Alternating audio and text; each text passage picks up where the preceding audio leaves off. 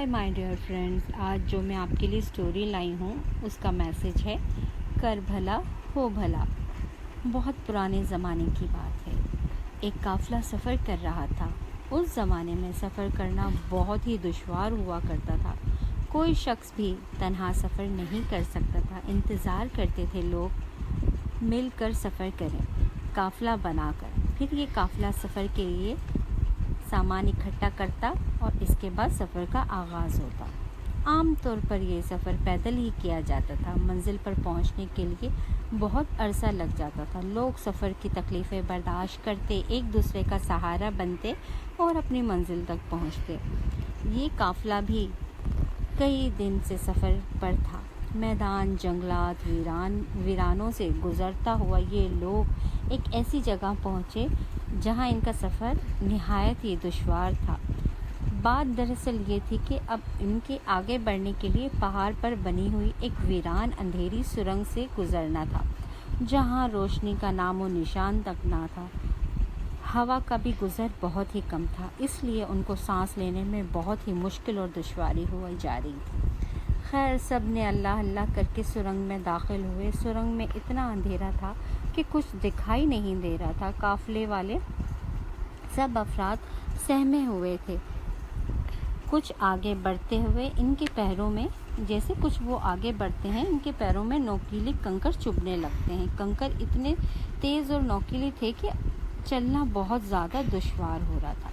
उस ज़माने के लोग जूते और चप्पलें नहीं पहनते थे, इसके बजाय चमड़े के मोज़े वाले जूते पहना करते थे। नोकीली कंकड़ जो है मोज़ों में सुराख किए जा रही थी और पैरों में ज़ख्म हो रहे थे।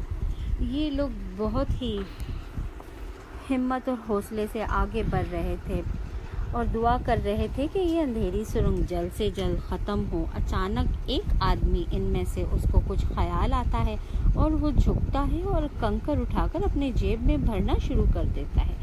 इसकी ये बात देख के दूसरे लोग भी इसी तरह पूछते हैं कि भाई आप ऐसा क्यों कर रहे हैं। वो कहते हैं कि भाई हम तो ये मुश्किलात बर्दाश्त कर रहे हैं, लेकिन जैसे ही दूसरे काफ़िले वाले यहाँ से गुजरेंगे तो यहाँ तो ये कंकड़ कम होंगे तो उनके पैरों में तकलीफ़ नहीं होगी। कुछ लोग इनकी इस बात से इत्तेफाक करते हैं और वो भी जेबों में ये कंकड़ भरना शुरू कर देते हैं और उनमें से कुछ लोग इनका मजाक उड़ाते हैं और आगे बढ़ जाते हैं।